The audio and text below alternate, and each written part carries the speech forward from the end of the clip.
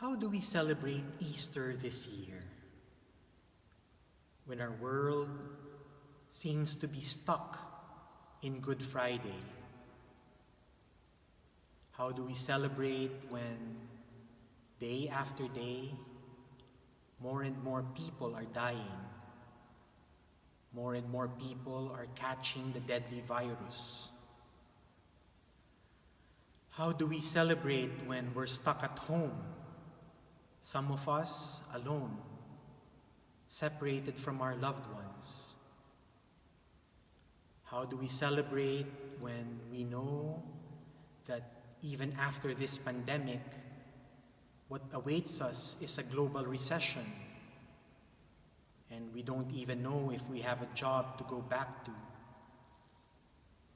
How do we celebrate in these difficult times? I have a suggestion. Look at the risen Lord. Particularly, look at the marks of the wounds in the risen Lord's body. It's interesting, isn't it? The Lord is risen. He is alive. He comes back to us in His glorified body, in His resurrected body. Something new. And yet, somehow, something of the old remains. The marks of His wounds remain. Why? There are many theories, but perhaps especially in these times, we can say that He kept those wound marks to remind Himself of us. How do we celebrate Easter?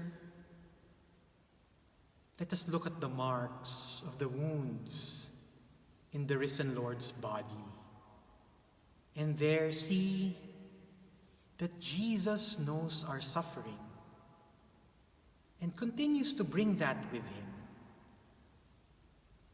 Easter does not forget the pain.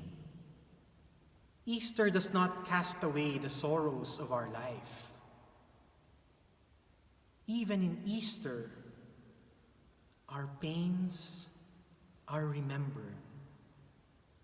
The risen Lord remembers, and He has the marks of His wounds to remind Him. How do we celebrate Easter? Let us look at the marks of the wounds in the risen Lord's body, and there see that the wounds have healed. These are the wounds of the gruesome Good Friday, but they have healed. The marks are still there, but the wounds have healed. The wound marks, therefore, are really marks of hope. Wounds heal. Suffering does not have the final word. It is difficult to see that when we're in the middle of our pain. But that's the truth. That's the truth of our Easter hope.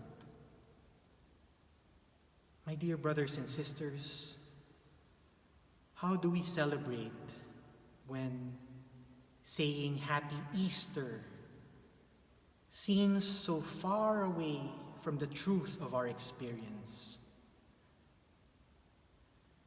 Perhaps this year, we can do so not so much with Easter joy,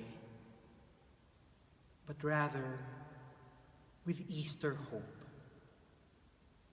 I'm sure the Lord will understand. And so, a hopeful Easter to you all. God bless you.